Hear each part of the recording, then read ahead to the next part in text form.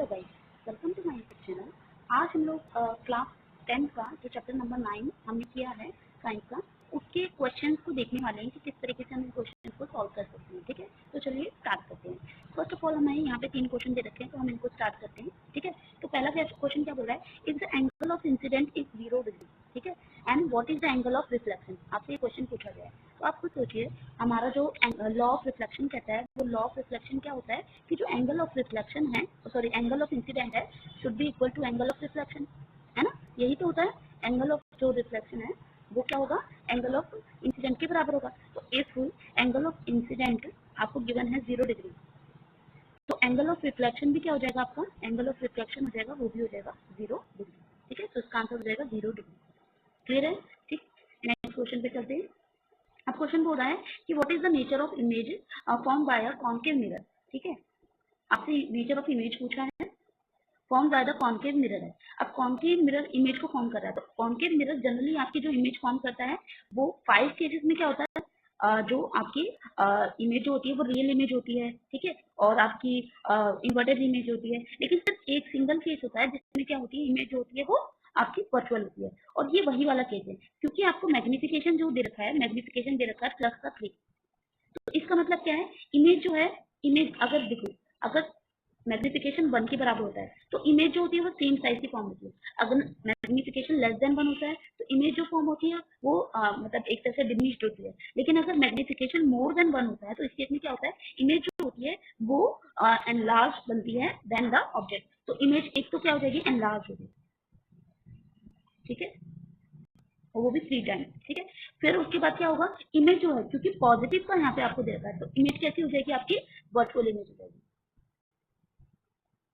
और जो भी वर्चुअल इमेज होती है वो आपकी इमेज कैसी होती है, वो आपकी इरेक्ट होती है। ठीक है, इरेक्ट इमेज फॉर्म होगी। ठीक है ना, क्लियर है ये वाली बातें? ठीक। अब जब हमने चैप्टर करा था तो हमने कॉन्केव मिरर के यूजेस देखे थे। ठीक है, कि कॉन्केव मिरर के क्या क्या यूजेस होते हैं। तो आपको क्या है, चीजें कॉन्केव मिरर का आपको यूजेस देखने हैं, तो कैसे हो सकते हैं। पहला क्या होता है, जो है शेयरिंग मिरर होता है। ठीक है, शेयरिंग मिरर हो गया, तो उस केस में यूज किया जाता है कॉन्केव मिरर टू, मतलब एक तरह से एनलार्ज हमें उसकी इमेज देखनी होती है तो कॉन्केव मिरर का यूज किया जाता है। और क्या हो सकता है, जैसे डेंटिस्ट भी इसको यूज करते हैं, डेंटिस्ट। ठीक है, मतलब इसमें क्या होता है ना, एनलार्ज इमेज हो जाती है, बन जाती है, तो वो वाला केस के लिए।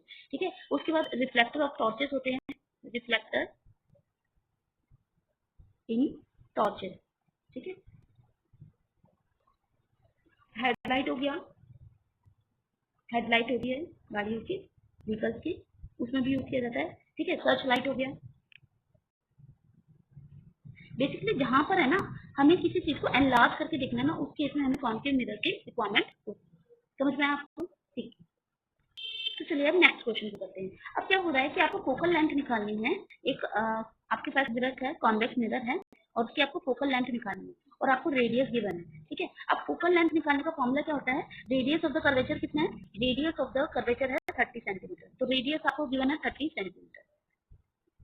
ठीक है, तो फोकल लेंथ का फॉर्मूला क्या होता है, focal length is equal to radius upon में 2 करते हैं, है ना।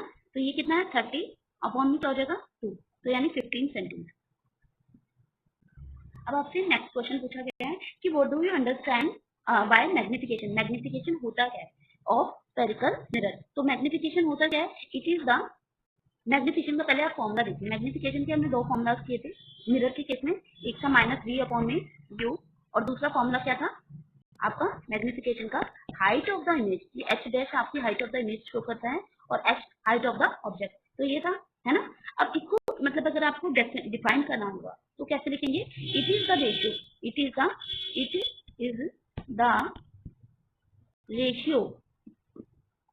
ठीक है, रेशियो किसके बीच में है, height of the image, height of the image to the height of the object। ठीक है ना, क्लियर। तो एक और क्वेश्चन निकालना है। ठीक है, इसमें क्या बोल रखा है, 2 थिन लेंसेज, पावर एक का इतना है डायरेक्टर, ठीक है, और दूसरे का लेंथ का पावर है इतना। ठीक है, प्लेस इन कॉन्टेक्ट। ठीक है, तो find the power and focal length. तो सबसे पहले हमें पता है पावर का जो फॉर्मूला होता है, अगर हमें टोटल पावर निकालनी तो P1 पावर 1 प्लस पावर 2 होता है।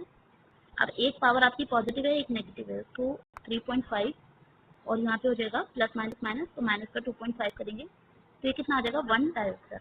ये आपकी पावर आ गई, वो भी प्लस का 1 डायोप्टर।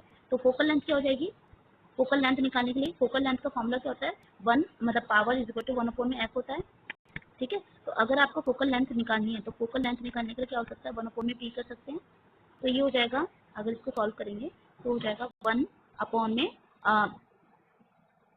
अगर ये आपका ना फिर सेंटीमीटर्स में अगर हमें निकालना होता है तो इसके लिए आपका ऐसे भी लिख सकते हैं, 100/p भी लिख सकते हैं। ठीक है, तो 100 ये मीटर में आता है क्योंकि 1/p, तो ये आपका 100 हो गया और यहाँ पे आ जाएगा p आपको दे रखा है 1, तो आपकी फोकल लेंथ आ जाएगी कितनी, 100 सेंटीमीटर। आप चाहें तो 1/p करके भी निकाल सकते हैं, अगर आपने 1/p करके निकाला, ठीक है, इससे जैसे f is equal to 1/p करा आपने, तो इससे भी निकाल सकते हो, इससे आपकी 1 मीटर आ जाएगी, 1/1 करा तो फोकल लेंथ आ जाएगी आपकी 1 मीटर। ये अब हमें एक क्वेश्चन है जो हमारा थोड़ा सा थ्योरी वाला क्वेश्चन है, what are the law of reflection and define the refractive index of the medium. तो आपको ये थोड़ा सा बताना है। तो इसमें हमने स्नेल का लॉ पढ़ा था, ठीक है, तो उसके लिए क्या होता है, इसको आप लिखना चाहें तो ऐसे लिख सकते हैं। तो इंसिडेंट रे, रिफ्रैक्टिव रे और normal lies in the same plane पर होते हैं, और इसके क्या कर सकते हैं, साइन इंडेक्स जो आपका एंगल ऑफ इंसिडेंट था और साइन एंगल ऑफ रिफ्रैक्टिव। ठीक है, तो ये हमेशा क्या होता है, कांस्टेंट होता है। ठीक है, और इसी को हम एन बोलते हैं, और यही आपका क्या कहलाता है, स्नेल्स का लॉ। ठीक है, फिर रिफ्रैक्टिव रेशियो, रिफ्रैक्टिव इंडेक्स क्या हो जाएगा, रिफ्रैक्टिव इंडेक्स अगर हम बात करें तो आपका ratio of the speed in vacuum to the speed in that particular